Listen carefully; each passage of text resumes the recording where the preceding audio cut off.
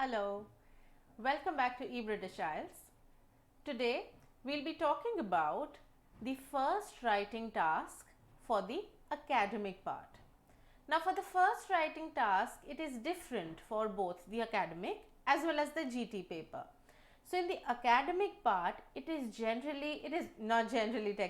always a data interpretation task. So a data of some sort will be given to you, and within a certain framework of rules, you will have to explain the data given in your question.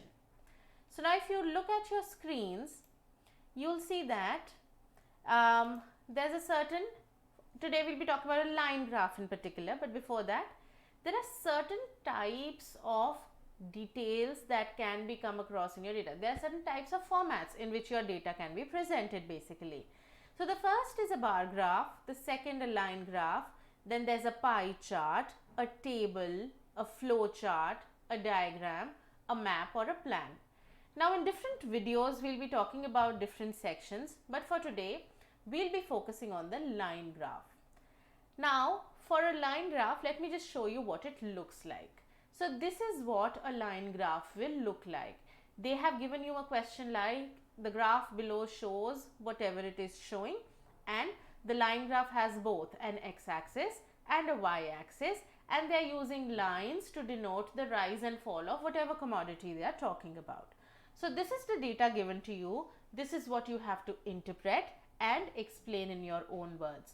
But before you begin explaining, there's a certain time limit, format, certain rules. We'll talk about that first and then get down to solving this. So now if you look at your screen, first we'll talk about certain things to keep in mind. Now for this task, you have an allotted time of 20 minutes. Now the entire writing task is of 60 minutes, but for this task in particular, you have 20 minutes in hand. So whatever thinking about the task, whatever detailing, however to plan it out, everything has to happen within 20 minutes. So in this task, what you are going to do is, do not waste time on thinking about what you have to write. Here you simply have to state facts. You simply have to explain to the reader what the graph is about and what is it showing and what do you understand out of it. So do not waste time thinking about what to say. Finish the task in 15 minutes and keep 5 minutes for revising what you have written. When you revise, at times you can come across a certain grammatical error, some sort of a spelling error or some sort of a technical error that you've made in terms of noting the factual description down. So in those 5 minutes, it will be easier for you to rectify those mistakes, and it ensures that you score a higher band level. So always have some time left over to revise your task. But before that, one cardinal rule that you're supposed to keep in mind is, do not assume anything at all. The moment you start assuming, that is where you've messed your task up. This is not a task where we are testing your creativity. There is no storytelling which is bound to happen in this task. You are stating facts. You are explaining some data. So be as professional in your language as you can and simply stick to explaining the task at hand, nothing else. Apart from this, do not write it like a story. Now, as a teacher, I've come across various students who write it like a story. So it started like this in this era, and then with the reason, they'll invent some reason and that is why it went up. No. You will state facts. What is given to you, you will use that as a measure for writing your answer down. You will not think about anything extra. You will not exercise your mind regarding why this particular thing went up or why a certain decline was seen. So all of this is nothing that you have to do. You just have to explain why it went down, why it came down, when it went down, when it came down. The reason, unless and until stated, is not to be given by you. So keep this in your mind. Apart from this, there is no need for a conclusion. There's a certain format I will be teaching you. A lot of formats often say that you write the introduction first, then you explain the task and then you conclude. Now the one that I am talking about is a foolproof method. I don't think so you will go wrong with this, and I will give reasons for not writing a conclusion at all, right? So just keep this in mind. Do not write a conclusion. Keep it simple. Now there's a certain word limit given as well. The word limit states not less than 150 words. So what we say is your answer should be in the framework of 150 to 200 words. Do not exceed 200 words because A, simply you will not have the time to do that also, and B, 150 to 180 words are more than enough to explain everything. You really do not need more than 200 words, right? So stick to the word limit. That will ensure that your answer is golden. Apart from that, make sure that you mention data which is relevant. Now you'll come across certain graphs, certain data tasks which will have a lot of information in it, but you cannot write everything down in those 20 minutes assigned to you and the word limit stipulated. And if you look at it, most of the data will be irrelevant as well. It won't, something will be static for 10 years, so you do not need to write it for every year.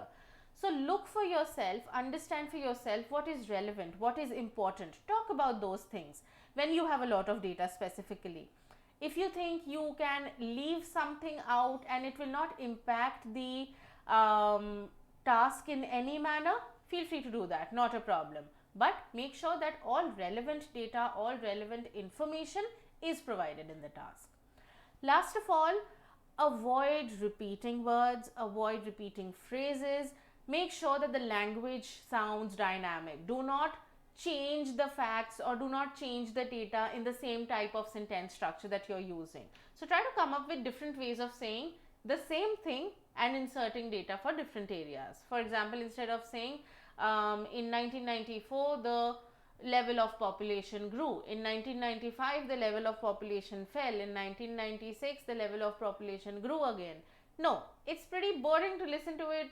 Hence, can you understand how boring it's going to be to read?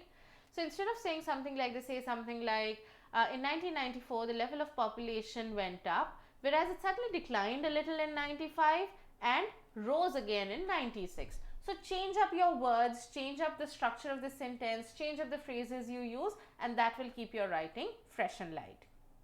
Now if you look at the format, now the format here I have divided into 3 paragraphs. The first paragraph is going to be the introduction. In the introduction, write 50 words approximately, not more than that. And in this, there are going to be 2 to 3 sentences. In the first sentence, talk about what the graph is like. Explain the graph. Write it in such a manner that the examiner, without having to look at the question paper, should understand what kind of a graph it is. That level of clarity and lucidity. So explain what the graph looks like, explain what it is about, and give a relevant amount of information. Don't talk about everything. For example, when we do the question, when we attempt it that I just showed you in the beginning, you'll understand how these 3 points are covered there. The next paragraph you make after leaving a line is writing an overview. Now, if you write an overview, you do not need a conclusion. And I am repeating myself when I say that again. Do not write a conclusion if you've written an overview, because the overview consists of everything a conclusion generally would talk about. But it is always better to give an overview first, so that the person knows you've read the graph in detail, you've understood it in detail, and whatever is the bottom line, you've placed it out in front before explaining the nitty-gritties of the task, right? So in the overview, again 50 words approximately, and here you talk about the highlighting features. So in one particular year, maybe you see that the population level is the highest, or in one particular year you see it's at the lowest, or for one particular country you see it constantly keeps on rising, and for one particular country it constantly falls or it fluctuates. So whatever the highlighting features are, whatever is the highest peak and the lowest valley, you mention those things. Avoid giving in the figures. You can write the figures, you won't go wrong there, but avoid writing it. I'd rather keep the figures about what is the percentage of the population or what is the decline rate like for the body paragraph. But if you can intelligently fit it here, do that. Now in the overview, do not talk about a lot of detail. Leave the detail for the body paragraphs. Otherwise, there would be no difference in the overview and the body, right?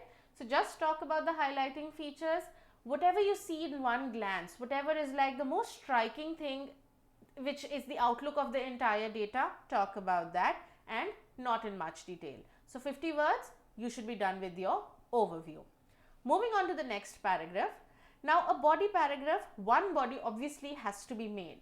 But if you feel that one body paragraph is becoming too lengthy for you, feel free to add in a fourth. Instead of writing everything in one paragraph, feel free to make two body paragraphs, not a problem at all, right? Now, in the body paragraphs, it will approximately be of 80 words, and what you're supposed to write is the data in detail by comparing and contrasting the given information in the graph. Now, obviously the graph talks about something, there will be enough for you to compare and talk about all of it, the rise, the fall, the growth, the decline, which country comes first, which country comes second. So, all of these details have to be mentioned in the body paragraph. Then talk about, you've talked about the detail, there's nothing much you can do about it. Now, feel free to bring in the data together. Now, I understand if the growth rate is, let's say, 40%, 42% and 46% for 3 respective years, instead of making a different sentence for those 3 years, club it all together in one sentence. Use commas, use the word respectively in the end to convey that you're talking about these figures for these years in particular, right?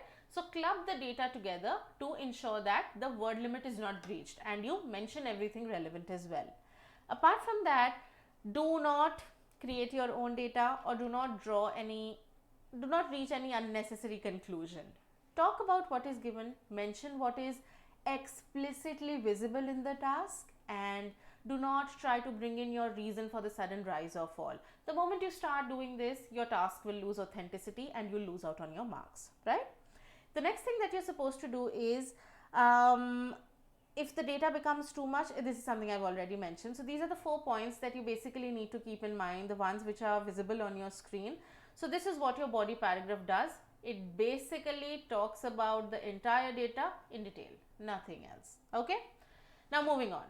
So, the exercise is like this. The question says the graph below shows the differences in wheat exports over 3 different areas. Write a report for a university lecturer describing the information below. So, it's academic in nature. That is what the task is supposed to be like.